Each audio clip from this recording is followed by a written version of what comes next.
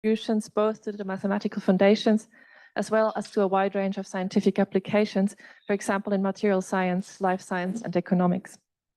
As an internationally renowned figure at the forefront of research in this area, he has been an invited speaker of the International Congress on Industrial and Applied Mathematics in 2023, and he will be an invited speaker of the International Congress of Mathematics next year in 2026. So in the meantime, we're very happy to have him here and hear him talk today about shape and motion in data. Thank you very much. The microphone on. All right. First, I'd like to thank the organizer for giving me a wonderful opportunity to visit OIST. It's a great institute, actually, and also an opportunity of this colloquium talk today. So thank you very much. Here's my title.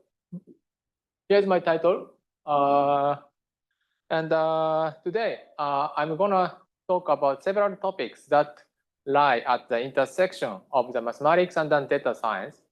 And in particular, my talk will not be intended solely for mathematicians. Rather than that, I will present the content in a way that is accessible for those from a wide range of academic backgrounds. All right, so here's my today's content, consisting of two parts. In the first part, I'd like to discuss the topological data analysis, TDA, in particular, persistent homology and its practical applications in materials science. And in the second part, I'm going to talk about geometric data analysis, especially about an optimal transport theory and its applications to the single-cell biology. So those are the topics I will explain today. All right, so let's get started with TDA, which basically studies the shape of data. So first of all, TDA is a powerful data analysis technique developed by several pioneering mathematicians in this century, actually, in 21st century, under this kind of slogan. And actually, not only the mathematical progress or mathematical research, but also TDA has been applied in a wide variety of practical applications so far, some of which are listed here. For instance, TDA is seriously applied in material science, which I will explain more in detail later in my talk. It's also applied in biology, single-cell biology, and so on. IT, information technology, economy, or AI in general, and so on and so forth. And actually, one of the key concepts applied in these areas in TDA, important concept is the so-called persistent homology.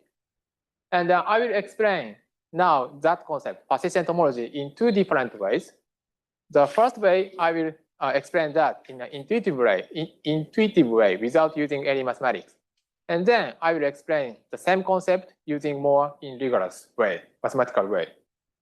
So let me explain persistent homology in an intuitive way. Suppose you have input data, so like point cloud data in the space, or digital images, or time series data, or distance metrics in more general. Given such input data, persistent homology will provide you with this kind of diagram as an output. It is called persistence diagram. Point sets above diagonal. And in this persistence diagram, geometric and topological features of your input data are encoded. So this is the meaning of the rough explanation of the persistence diagram, and this is the input-output correspondence of the persistent homology. And for the practical usage of your own problems, say in material science or biology, it is important to know the meaning of the persistence diagram. So let me explain how to construct persistence diagram to understand the meaning of the persistence diagram by using a simple example. So suppose you have only 4 points in a plane like this. Then persistence diagram is constructed in the following way. First, you put a ball on each point and then consider the patterning sequence of balls like this by changing those radii. Then at this specific radius parameter, a hole appears here. And then we record this specific radius parameter B as B, burst. And then we further increase those radii. Then at this specific radius parameter D, this hole will disappear. And then we record this specific radius parameter as D, depth of hole. And then we plot those bursts and then depth pair in a plane here. And the persistence diagram is just a collection of those burst depth pairs computed in all the combination of those holes in your input data. This is a rough explanation of how we get persistence diagram. So in this sense, each point in a persistence diagram, which is also called the generator, expresses a hole in data by definition. And also it is known that points close to diagonal like this, generators close to diagonals, again, those are corresponding to explicit holes, geometric holes in your data, are known to be noisy in the sense that when we add small perturbation to your input data, like observation errors and so on, then those holes can disappear. On the other hand, generator away from diagonal like this is known to be robust to small perturbations. So this is an intuitive introduction of the persistent homology and its output called persistence diagram. And then let me re-explain the same concept in more mathematical way. In mathematical setting, we assume the sequence of topological spaces, filtration of the topological spaces from x1 to xn, like we considered patterning sequence of balls. And persistent homology is defined in such a way that we have the homology vector space by taking homology in a field coefficient connected by linear map induced from the inclusions. So this is just a representation on n quiver.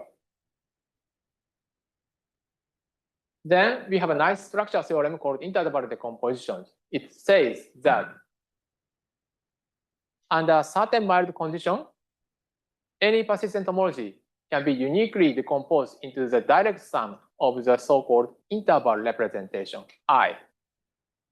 And here, interval representation I from B to D is defined by one-dimensional vector space from XV up to XD connected by identity map and zero otherwise. This topologically means that expresses the birth and the death of a topological feature in your filtrations. For instance, at XP, a hole appears, and this hole persists up to XD and disappears. So this kind of behavior is encoded in each interval algebraically. And then persistence diagram is just a collection of those versus pairs appearing in these decompositions. So this is an introduction of the persistent homology and the persistence diagram in a more mathematical way. All right, so now we understood what the persistent homology and the persistence diagram. Let's apply it in material science. So for that, let me explain this result in 2016. It's a bit old result, but the methods developed in this paper has been still used in material CDA research. So let me explain some of the key results, findings here. So in this research, we are interested in characterizing the geometric structures only embedded in the glass state.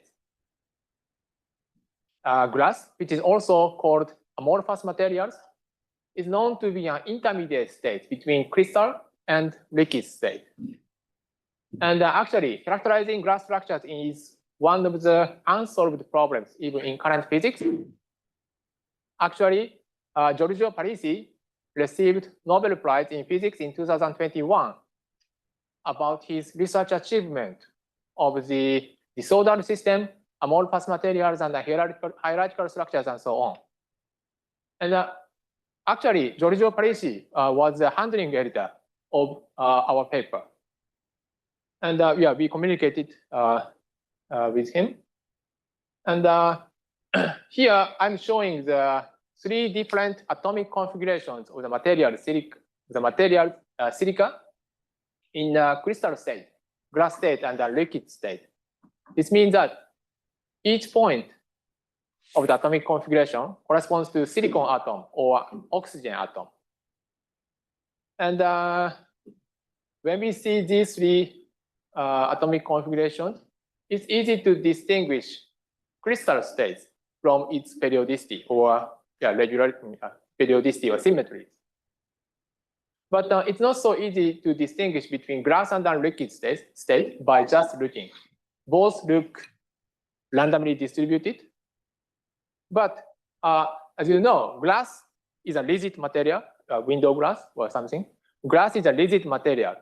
It means that it has to have some geometric constraints to achieve such material's rigidity. And this is what we want to characterize.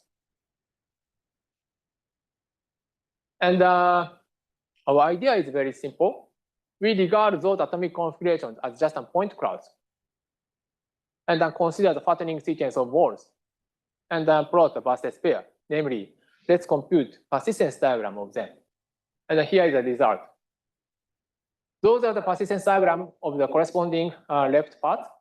And we see that persistence diagram of the crystal states consists of 1, 2, 3, 4, 5, roughly 5 areas, isolated areas. Actually, when we cool down the temperature to the absolute 0, those areas will shrink to single points. In that sense, the support of the persistence diagram is 0-dimensional. On the other hand, in the liquid state, the generators are widely distributed. So the support of the persistence diagram, support of the generators of the persistence diagram is 2-dimensional. And interestingly, glass state, which is known to be an intermediate state between crystal and liquid, it has 1-dimensional support. So we have 1-dimensional curves in the persistence diagram of the glass. Not 0-dimensional, not 2-dimensional, but 1-dimensional curve appears. So at this moment, we can conclude that persistence diagram is sensitive enough to characterize something which only embedded in glass state as a result of the existence of those curves. So next question, interesting question is, what are the geometric origins which generate those curves? More precisely speaking, what are the explicit geometric features in here generate those curves? So by answering to this question, we can characterize the geometric structures only embedded in the glass state. But then this question is a kind of inverse problem, right? So far, given the input data, we computed persistence diagram. This is a direct problem. But now we are asking, what are the geometric origins which generate those curves?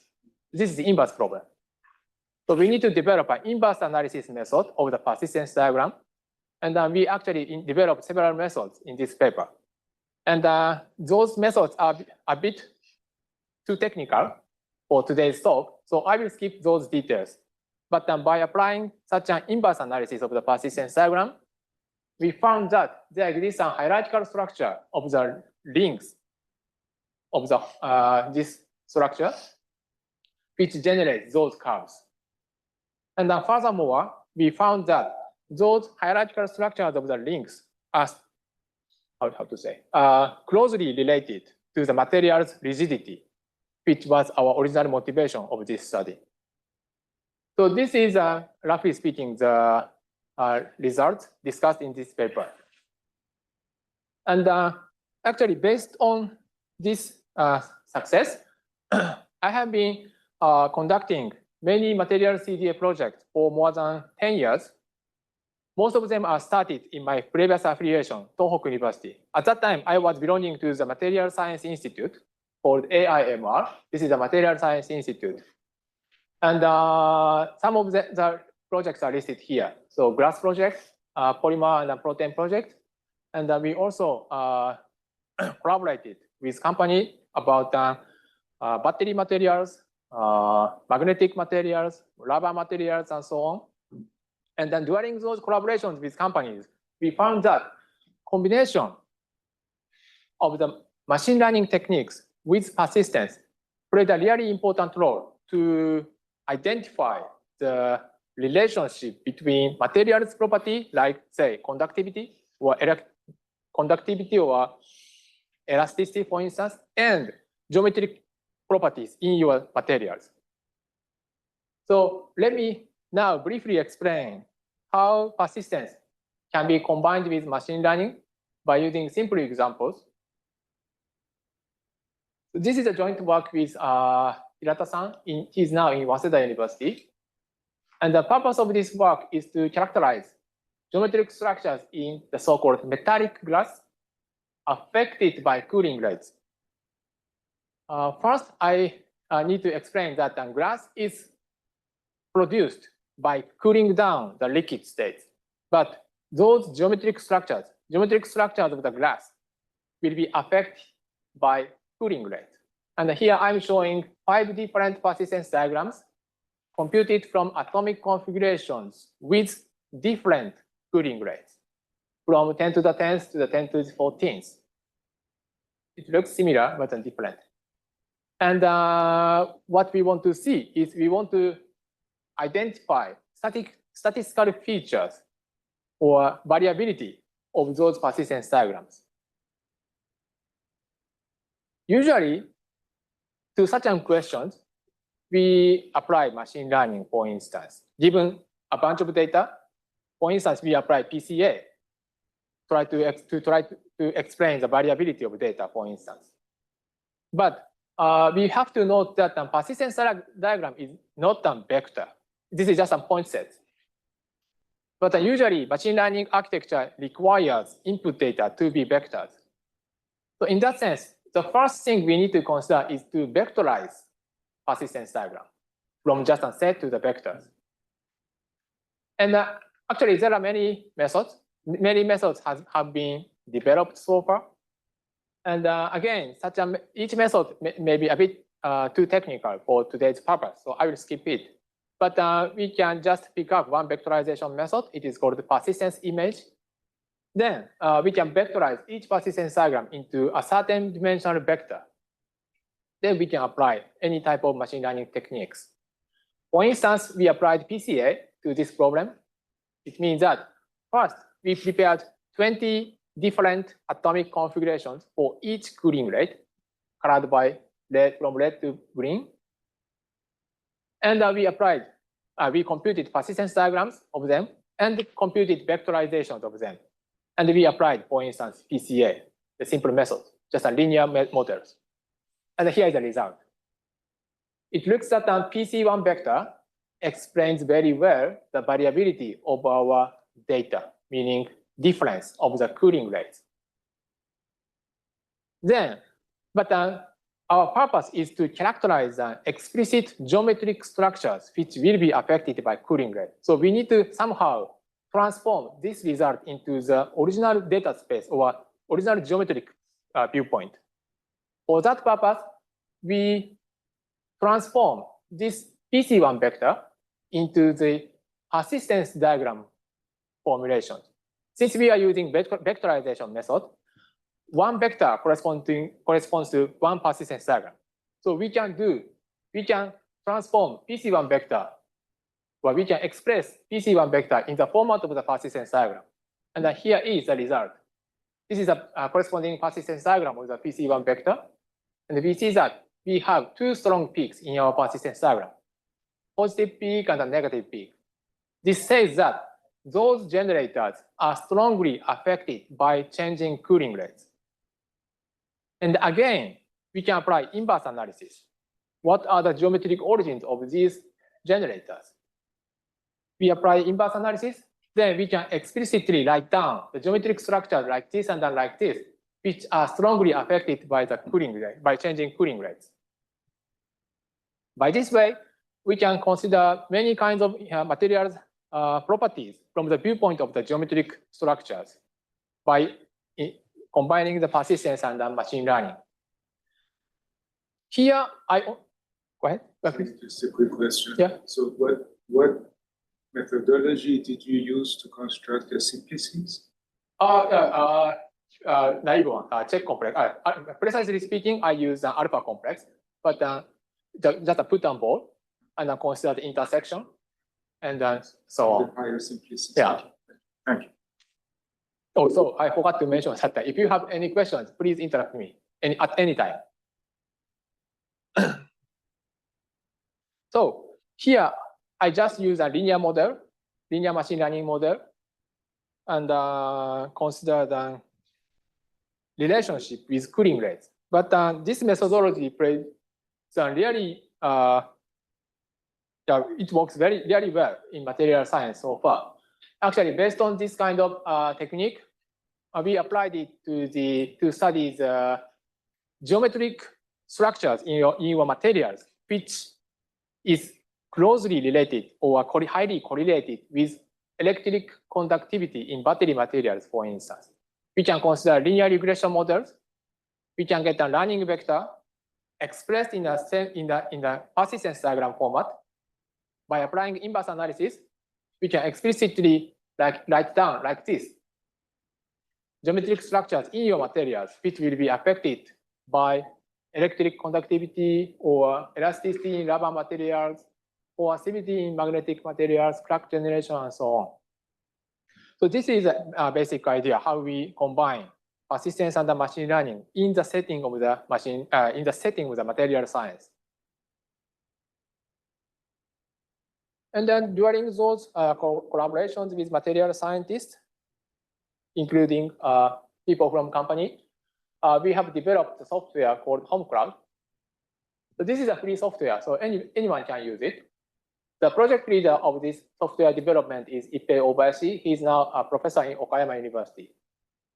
So you can input, say, point cloud data, digital images, three-dimensional images, and so on.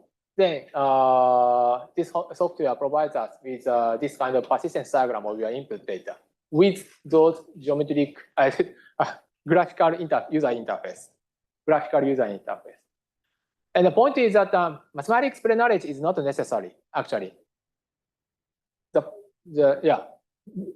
What you need to know is the meaning. You need to know the meaning of the persistence diagram. But other than that, anyone can use it. So your input is vectors, a collection of vectors, or it's just not necessary to be vector. Just a point cloud is okay. Just point set, say X, Y, Z coordinate and a list of them, for instance. Or you can directly input a PNG file for digital images. Or Does it depend on the dimension of the ambient space? And like, what kind of constraints do you have? Like, for point cloud data, computationally speaking, there is a limitation of the dimensions. High dimensional data is not, it doesn't work for the computational cost. Yeah. I see. So for example, three-dimensional, that works well. ambient spaces. Three-dimensional works pretty well. And one of the striking features of this software is that it includes inverse analysis and the machine learning functions as I applied it in materials problem. For instance, once you click, for instance, this kind of generator, then this kind of window will pop up, which corresponds to the explicit generators corresponding to this point and then this and then that point. From this function, material scientists can explicitly study their interesting geometric features by this way. All right, so now it almost past half of my talk, and but before ending my talk, before ending my first part of my talk, let me briefly explain what I'm working in mathematics. Totally irrelevant to applications. In this slide and the next slide, I will use mathematical languages. So if you are not familiar with those terminologies, please wait a few minutes before I will go to the second part of the optimal transport. So in mathematics, I'm working on multi-parameter persistence. As you may know, it is well defined as a representation, like on this kind of bound quiver, for instance. But its decomposition is very difficult to study. And actually, this is one of the topics of the semantic program now Kabe is organizing. But developing decomposition theory of this kind of multi-parameter persistence is very important in applications. For instance, we can consider spatial-temporal persistence of the protein foldings, for instance, or materials deformations. So there are several methods have been developed so far using regular basis, sheaf, interval approximations, and so on. But the point is that those methods first fix a single representation, persistence module, and then consider its decompositions. So this is the way they are studying. But my interest is not that direction. I'm interested in the set of all persistence modules with a fixed dimension vector, which will have a natural property of the algebraic variety, and consider its irreducible decomposition, not indecomposable decomposition. This is my interest. And let me briefly explain our recent result with Kohei Yahiro. Suppose we have this kind of bound quiver, two-parameter case.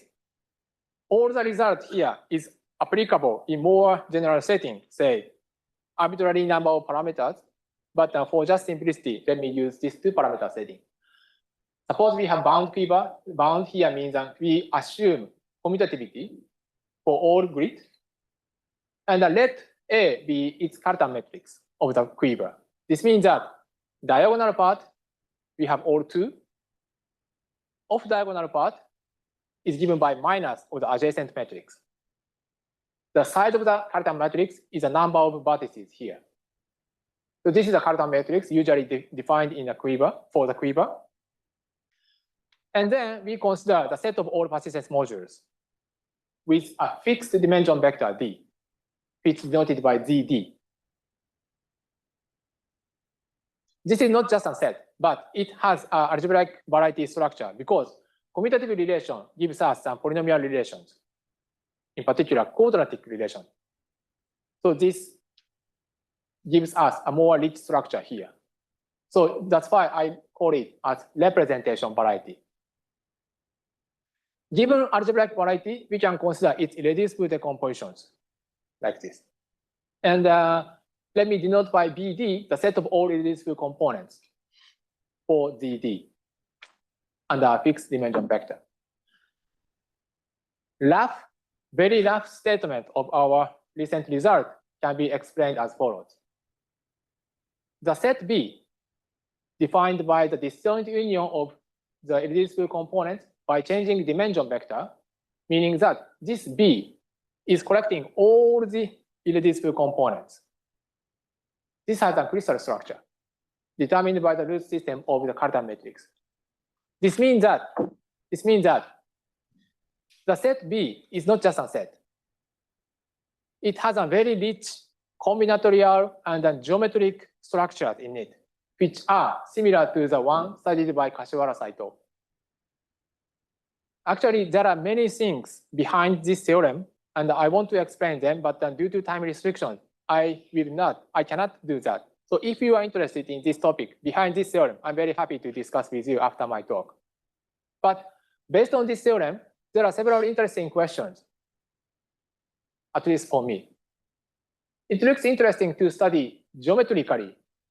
It looks interesting geometrically study multi-parameter persistence by using, say, Habashi for D modules, which are common methodologies in geometric representation theory. Also, we can assign invariants by irreducible components. It means that we can study stability type argument, stability theorem under this setting. Also, in the vectorization process, after the vectorization, we could get a process or operation with a scalar multiplication and then additions, vector additions. But based on this theorem, we can define the so-called multiplications of persistence homology. We can define multiplication of the persistent homology, like Ringel-Hall algebra. So far, I don't know its meaning.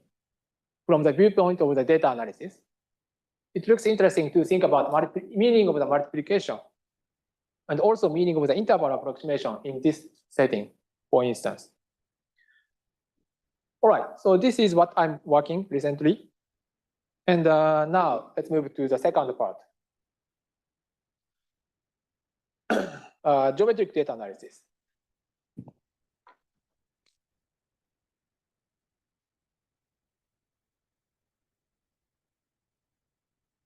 This study basically here we basically studies the motion of data. In particular, in single cell biology. Actually, I am now partially affiliated in this institute. Institute for the Advanced Study of Human Biology, focusing on human biology in Kyoto University. And here I'm conducting fusion researches between mathematics and biology, using several methods, TDA or GDA and so on. In particular, I'm working on single cell biology. So let me now briefly explain what it is, what single cell biology is. As you may know, in each individual cell, genes located on the DNA strand are transcribed into the so-called messenger RNAs. And those messenger RNAs will produce proteins which have biological functions. For instance, in mammals, including humans, we have 20,000 genes. And the status of each cell is characterized by the expression levels of all those genes. So in that sense, measuring the expression levels of all those genes in each individual cell is very important in order to characterize the cell status. But historically speaking, we couldn't do that. Actually, we couldn't do that in the level of each individual cell. But the recent advancement of the measurement technology now allows us to study such expression levels in each individual cell. This is one of the formats of the single cell biology called SC, single cell RNA-seq data. So suppose you have cell population consisting of M cells like this, then the output of the single cell RNA sequencing data is given by this kind of matrix, namely D by N matrix. Here, D is a number of genes, 20,000 for human. N is a number of cells, roughly 10,000, depending on the experiments, but roughly thousands or 10,000. And each entry Xij shows the expression level of the ICE gene of the Xij is the expression level at the ICE gene of the J's cell. So this is non-negative real. So this is the output of the single cell RNA-seq data. And there are several remarks I need to mention. First, this is a very huge matrix. So these are 20,000, N is 10,000 for instance. So this is a huge matrix. Also, I have to note that we cannot get time continuous data of this kind because at each measurement, we need to kill cells. So we cannot get the time continuous SCRNSEQ data. Only discrete time series are available. Even discrete setting, we don't know the cell-cell correspondence between, because at each measurement, cell is killed. And also I need to mention that usually from the viewpoint of the mathematical data analysis, we regard this matrix as a point cloud data in D-dimensional space. It means that we have N points in your gene expression space, d-dimensional space, and each point corresponds to a cell. So we usually regard this as a point cloud data in d-dimensional space, or dually n-dimensional space. But in my talk, I will use this convention, d-dimensional space. So this is actually one of the frontiers of the current biology, and many biologists are working around this area. But now let's shift the topic. Let's shift the topics a bit, and take a look back at the history of the cell differentiation dynamics. Actually, in biology, we had a very useful conceptual model of the dynamics to explain dynamics for cell differentiation. It is called Waddington's landscape, proposed in 1957. In this conceptual model, this is actually a very useful model, but in this conceptual model, cell differentiation is explained in such a way that first, we have a ball on top of the hill, which corresponds to a stem cell, meaning that can be changed into any types of cells. Then cell differentiation from stem cell is explained by the ball rolling down to several valleys, and each valley corresponds to a cell type. For instance, this valley corresponds to neuron, this corresponds to immune cell, this corresponds to germ cell, and so on. So this is the way to consider cell differentiation in this conceptual model. It's a kind of gradient system in mathematics. But recent progress of the quantitative biology requires more to this model. For instance, what is the actual shape of this landscape in real cell differentiation? More precisely, or for example, what is the domain of the function? What is the meaning of the domain? Also, what are the marker genes that shape these actual hills or valleys? So to answer to those more sophisticated or quantitative questions, recently, time series single cell data is expected to play a really important role. And actually, many mathematical and machine learning methods have been developed recently. Those are usually called trajectory inference methods. And broadly speaking, my talk in the second part is classified in this research area. So I'd like to develop a comprehensive data analysis method to study dynamics of cell differentiation using time series single cell data. And our idea is to apply optimal transport in single cell biology. So using this slide, let me briefly explain what the optimal transport is and how we use it in single cell biology.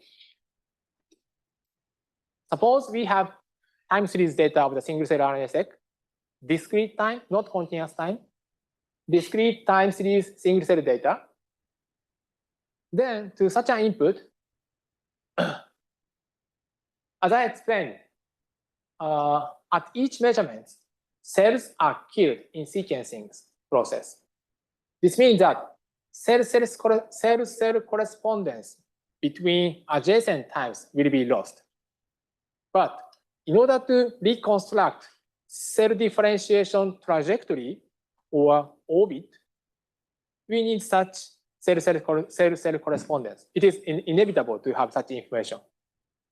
And actually, here is a place where optimal transport works well. By applying optimal transport, we can connect the most related cells between adjacent times by minimizing the so-called transportation cost. And here is the illustration what we are doing. Well, not we. Here is the illustration what OT is doing. As I explained, each single cell data at time, say, 1 can be expressed as a point cloud data in our gene expression space, like those black dots. Time 1, next time 2, we have 2 point clouds. And by applying OT, we can get this kind of cell-cell correspondence in the sense that the cell at time 1, this cell at time 1 will be mapped to this cell at time 2. So this kind of correspondence is available by using optimal transport. And mathematically speaking, optimal transport provides a Wasserstein distance and a matching so-called optimal transport plan between the source and the target probability distributions. And in the setting of the single-cell biology, point cloud data or single-cell RNA-seq data will be regarded as a probability distribution, just as a sum of the point measures. So this is the way how we apply OT in single-cell biology. But honestly speaking, we are not the first group which applied optimal transport in single-cell biology. And let me briefly review the histories around this area. In my opinion, one of the breakthroughs was provided by Schevinger et al. In 2019. They proposed method Waddington OT. This is actually a great work, breakthrough work, but there are several issues, important issues to be improved. First, their method is literally considering point-to-point OT, cell-to-cell OT. This means that in practice, suppose you have 10,000 cells at time 1, another 10,000 cells at time 2, then at least we need to compare 10,000 times 10,000 combinations. It's easy to imagine that it requires high computational cost. And also, this is also important to note that this is non-generative model. This means that, for instance, by using this method, we cannot study the behaviors of the cells at intermediate time because we don't learn the probability distributions.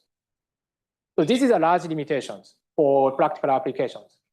Not only the measurement type, but also we want to know what is happening in between.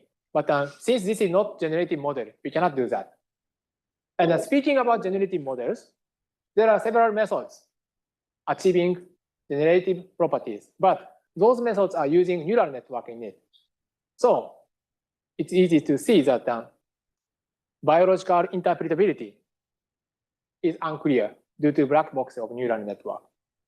So from those backgrounds, we want to develop a cluster-to-cluster OT, not point-to-point or cell-to-cell OT, but a cluster-to-cluster OT in order to resolve this problem as a generative model. We want to construct probability distributions to achieve generative model without using neural network. This is what we want to do. And actually, we have developed such a method called SC-EGOT, single-cell EGOT. This is a joint work with Yatsumura-san. Now he's in Tohoku University. The purpose is to develop a comprehensive math method for analyzing time series, discrete time series, single-cell data. And our mathematical method is based on Gaussian mixture models and the optimal transport theory. And here I'm showing the input-output pipeline. For input, we assume we have time series single-cell data. Not necessary to be RNA-seq data, but any type of single-cell data is okay. For instance, single-cell high-C data, single-cell ATAC data, and so on. Any type of single-cell data is okay. Then, under this setting, we have developed several mathematical theories on the setting of the Gaussian mixture models, mathematical theory of the optimal transport on the setting of the Gaussian mixture models. And based on those mathematical foundations, SC-EGOT can provide us with those 6 functions which are useful in single-cell biology. For instance, we can construct the so-called cell state graph from which we can study or investigate the global picture of the cell differentiations.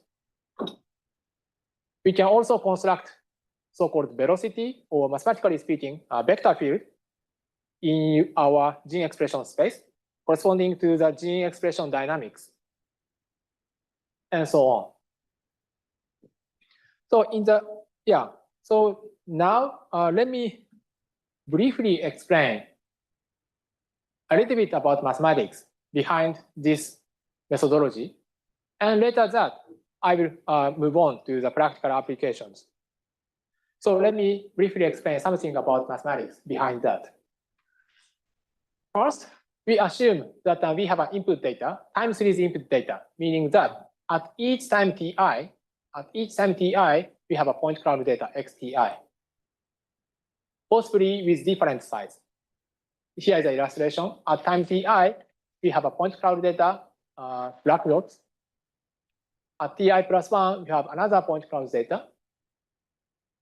To such an input data, we here first assign the Gaussian mixture models, in the sense that for each cluster,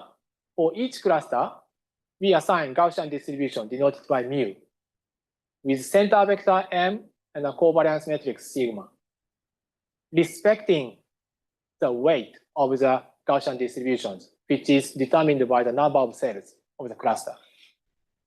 So this is a Gaussian mixture model for each point cloud data, and we will do that at each time. Here, capital K means the number of clusters. So say at this time ti, we have 2 clusters. So capital Ki will be 2. Here, capital Ki plus 1 will be 3. Then, under this setting, the problem we are actually solving is the following minimization problem. It's a bit complicated. It looks a bit complicated for a first glance, but let me try to explain one by one. It's actually easy. The basic spirit is we do not solve the transportation problem of the point-to-point sense in the point-to-point sense. This requires a lot of computational cost. Rather than that, we consider transportation problem in a coarse-grained way. It means that we first put a weighted mass for each cluster. For each cluster, we put a weighted mass, like 2 masses and 3 masses. And we consider transportation problem in this setting. How much mass will be transported to here and then here and so on.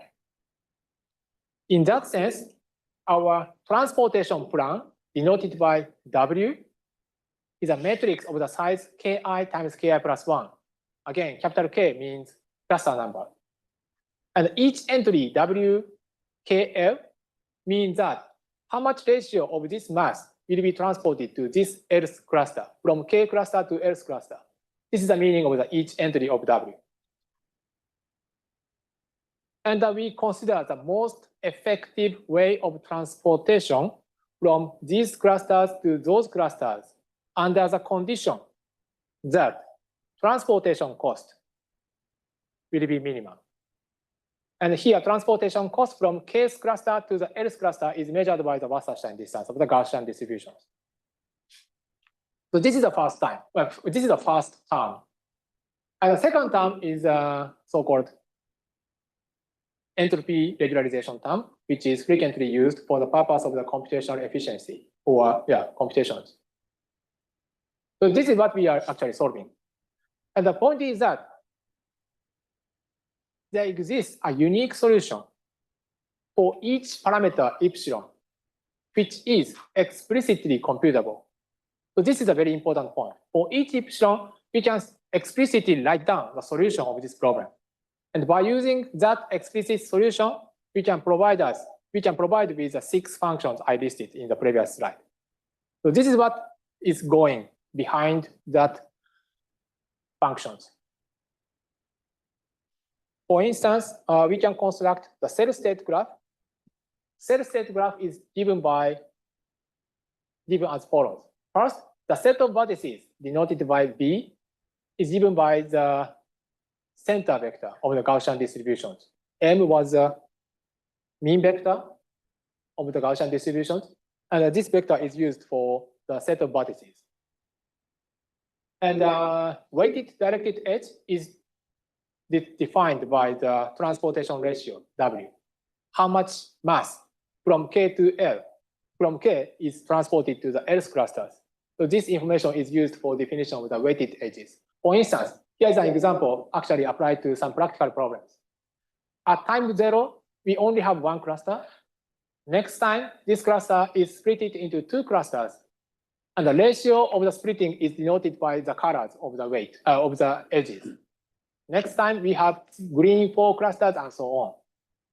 So from this kind of cell state graph, we can investigate the global pictures, what is going on in our cell differentiations.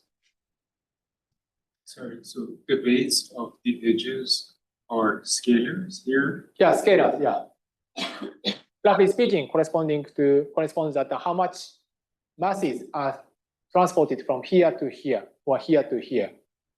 But you also have like some sort of data sitting at each vertex? Say that again? Do you have some sort of data at the level of vector spaces sitting at the vertices? But yeah, I think your point is that for instance, the difference of the radius of those points have some meanings.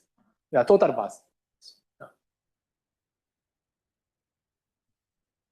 And also, we can construct the so-called cell velocity, which corresponds to the vector field of the cell differential dynamics in our gene expression space.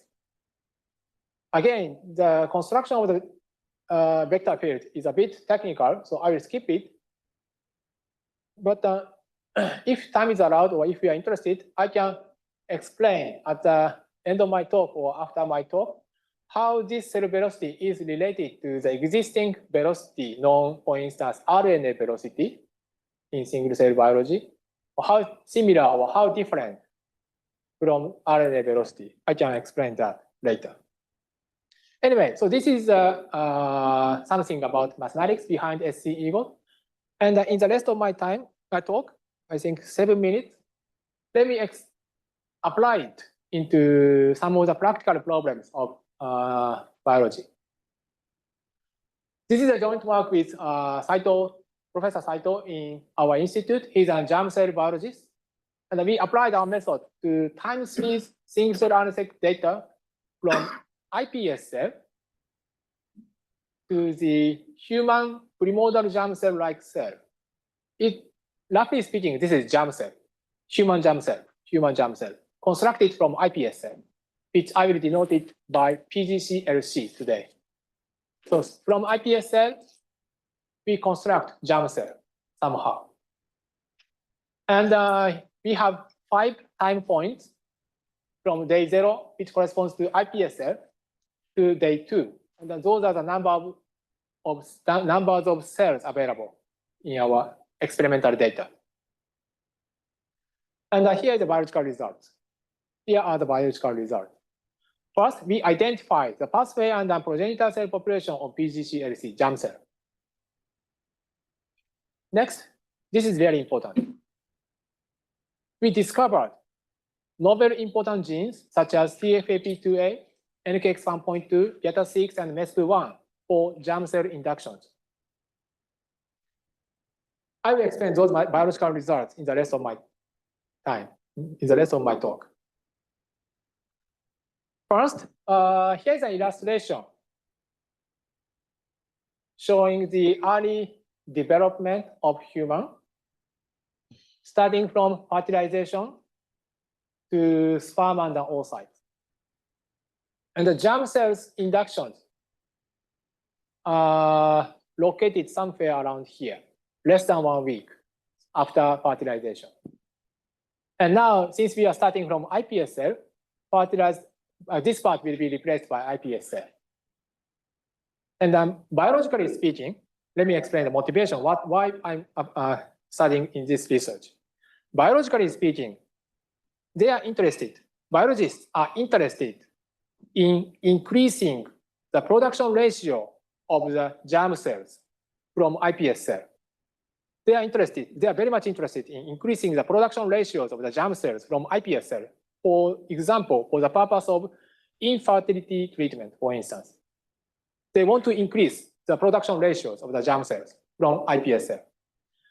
In my talk, I will explain how we can contribute to that request by applying our method. First, here is the result of the cell state graph. This corresponds to day 0. This is IPS cell clusters, only one cluster at time 0. Next time, the cluster of IPS cell is split into 2 clusters, one and the other. Next time, we have 4 clusters and so on. And the final time, day 2, we observe we have 4 cell types, including germ cell, and not only germ cell, but amnion, endoderm, and the mesoderms. And we see that at this time, even at this time, there are 2 clusters. One is going to PGCLC. The other cluster is going to mesoderm, or deviating from PGCLC. So in this sense, this cluster, left cluster, can be identified as a progenitor cell populations going to PGCLC, germ cell. And they want to know the mechanism of this separate links. So for that purpose, let me carefully study the gene expression levels, or compare the gene expression levels between this cluster and this cluster. This small cluster corresponds to x-axis. This cluster, left cluster going to germ cell, is corresponding to y-axis. And each point corresponds to a gene. Here we see that gene TFAP2A and the NKX1.2 are expressing high in this cluster going to germ cell, while MESP1 and GATA6, genes MESP1 and GATA6 are expressing high in this cluster, deviating from germ cells. And actually, the result about TFAP2A is consistent to the previous report given by Chen et al. From the biological observations. They also reported that TFAP2A plays a really important role for this path. And here I'm showing the gene expression levels of the TFAP2A on this cell state graph. And as we see, actually, TFAP2A is expressing high along the path going to PGC, germ cell, somewhere around here. But it is also expressing high around amnion and endoderm, right? On the other hand, NKX1.2, which we found, is more narrowing down the path. Actually, NKX1.2 is expressing high only along the path going to PGC, germ cell. In that sense, NKX1.2 is more appropriate to characterize the path going to germ cell. This is mathematical result, just a mathematical observations based on data analysis.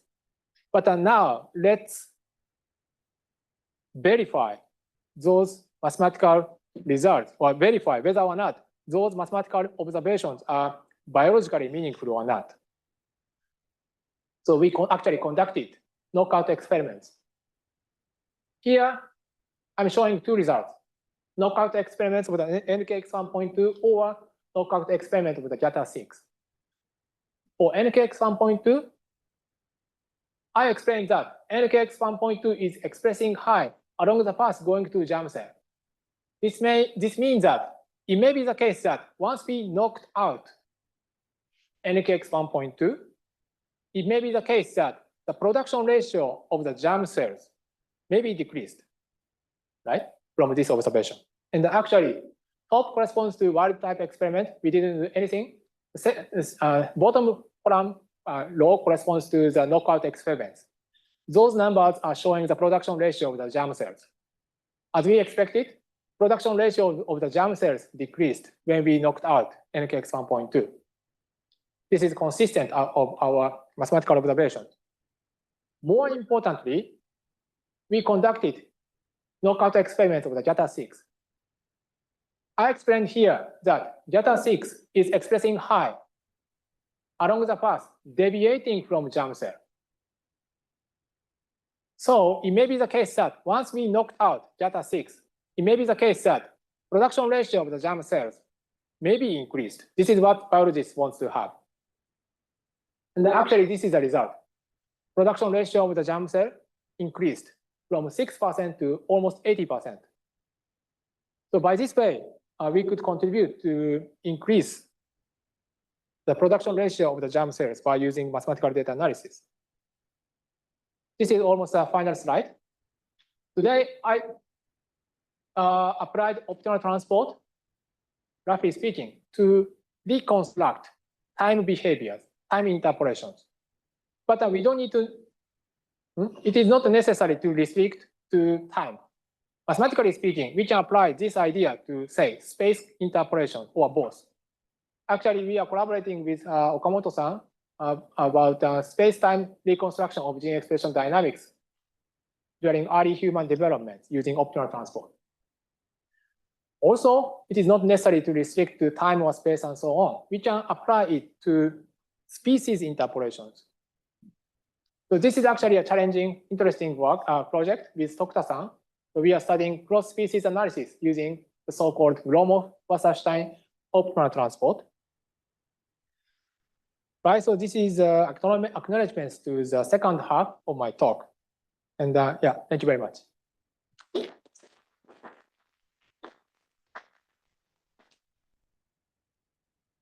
Thank you very much for this nice colloquium talk. Are there any questions or comments? Did you apply the combination of overexpressing NKX 2.1? So, sorry.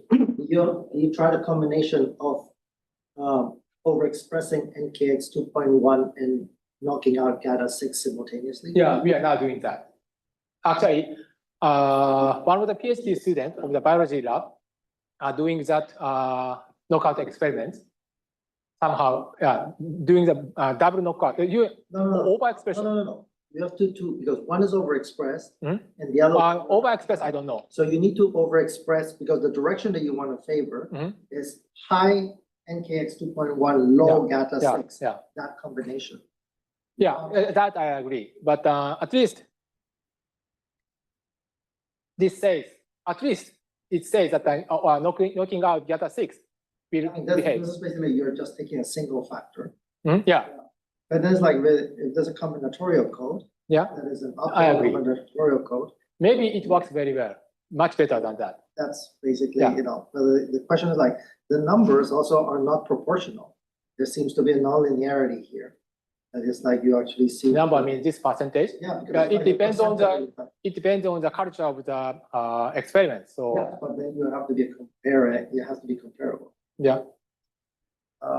So my other question is basically like, the assumption here is also that is like from your optimal transport that these populations, when you sample them, there's a, these are basically like Gaussian or Gaussian-like distributions. They are moving from one distribution to another. And then, but it's like, do you know that this is indeed stochastic? They're stochastically driven processes, or do you actually, it is deterministic? Or how much do they deviate from this, Gaussian ideal and then how much can we deviate and for this thing to still hold? I don't know how to answer to your question or how to verify mathematically to your statement. At least from the viewpoint of the data, it matches well. And maybe we can do some kind of statistical testing, but we didn't do such here. But what about things that there have like short cycles that you cannot see? Let's say you sample two things and there's feedback, and then it's basically it's not just a waterfall. There are like cycles. Oh, I see. And then it's basically the things that you would say like there are attributing next to in temporal and time might be two similar points of the same cycle instead of neighbors in time. So you might be misclassifying the position based on, might be misclassifying if there are cycles instead of just strictly going down a gradient. Like somatic, early somatic productions, like a HES7, for instance. Yeah, but using the cycles, periodicities, right? I mean, you used to have somebody in. Yeah, actually, we are applying almost the same technique in such a settings. Well, actually. Yeah, now even in this project, we are doing some biological verification, and we found several new novel genes, which corresponds to the explaining well the cyclicity of the gene oscillations. Yeah. Okay, but then it's like your optimal transport thing would not work very well in the case of oscillation. No, it works well in such an oscillating case. Right, are there any further questions? So your talk covered a wide range of theoretical and more applied aspects. So my question is about the math side of that, particularly the treatment of the Kashiwara crystal basis. I can ask my question without going back through the slides, but in your construction, did you really use all the irreducible components when you wanted to describe the graph of the irreducible components, or actually the Kashiwara crystal structure was built upon certain irreducible components, particularly the indecomposable ones? By definition, first of all, Kashiwara crystal is defined on this set. Yes. It means that it includes all the irreducible components. And what is your question, sorry? So my question is like, would you be able to recover the same Kashiwara crystal structure if you had started from the indecomposable reducible components only? Indecomposable irreducible components. Yeah, because the other ones can be composed by the Curly-Booby-Shore results. Roughly speaking, I understand your point, but historically speaking, basically Kashiwara crystals are constructed in this kind of setting, not focusing on only the indecomposable irreducible component. Maybe possible, or may have someone may study such a direction, but as far as I know, I didn't see such results. So you literally use all the reducible components in this study. Yeah. Thank you. Yeah, maybe I also have a question about this very, very interesting result. I like it. Are any of the methods or any of the techniques you use here you think applicable for other quiver varieties? Oh. Yeah. Like, can you somehow reduce to some thinking? Precisely speaking, the work by Kashiwara Saito is assuming the so-called pre-projective relations. But here I'm assuming the commutative relations. So this is a big difference. Kind of like a graded version. Yeah. So in that sense, maybe possible to generalize into the poset setting. But when we add other relations, then I don't know whether or not I can construct crystal. Yeah. Are there any other questions? Well, if not, that's Thank you very much.